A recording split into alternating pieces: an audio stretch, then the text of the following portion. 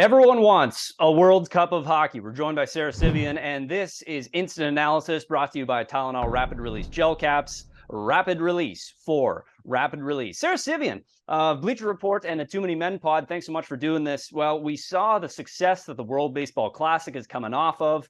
That makes us think of the World Cup of hockey. Plenty of people want it. Connor McDavid wants it. We heard about it. With the success of the WBC, how much motivation do you think there is for the NHL and NHLPA to actually get this thing going now?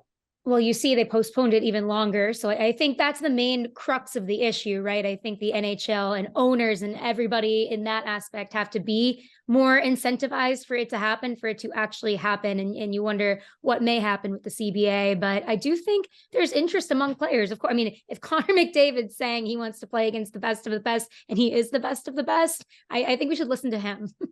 Yeah, he's not a bad guy to listen to. He seems to be an authority of sorts. So let's say that Sara Civian is the commissioner of sorts of the World Cup of hockey when it's about to happen. If you could make any sort of changes to the World Cup of hockey, what are you doing? No more Team Europe, no teams that aren't actual countries, right? I want to see actual countries play against each other. And I think that kind of opens up the door for more incentive for players that get to it's very special to players, and we kind of underrate that sometimes. Especially I think about like a Nino Niederreiter from Switzerland or something, right? Like he is very passionate about representing his country. I don't know if they'd make it in, but that's just an example that I'd have. And then the great thing about the baseball one here right now was that it kind of just generated interest internationally, and I know this sport is so international, and I know hockey needs to branch out in that way, but it has been. I know that Lemieux is doing things in China, and I think there are a few other, I know Bobby Orr is interested in growing international hockey too. So why don't we lean into that? Yeah, absolutely. Hockey is super expansive across Europe, of course, but you could think it could go even more worldwide. Speaking of worldwide, the NHLPA player poll recently came out, and it named a few players across the world as some of their best players.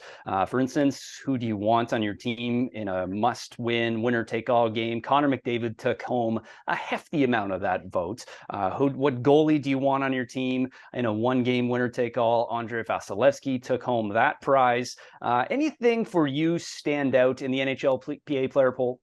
I thought it was interesting that Connor McDavid only got 59.3%. I mean, who isn't taking him? I guess you got Bergeron, and I see the experience aspect, right? Because these Crosby obviously is still kicking, and McKinnon and all these guys, Kucherov. I mean, he's playoff Kucherov, please. But I wanted to point out Austin Matthews won who has the best shoe game. And I take exception to that. I think Willie Stiles consistently shows up in the best shoes, and Pastrnak was second. But I do like Matthew's shoe game, but I was a little surprised to not even see Nylander crack the list there. His name is Willie Stiles, right? That's the whole point. He has the full style. It's perfect. Sara, we really appreciate the time. Thanks so much for diving into a few different topics with us, and we'll do this again. Thanks. Of course. Thanks so much for having me.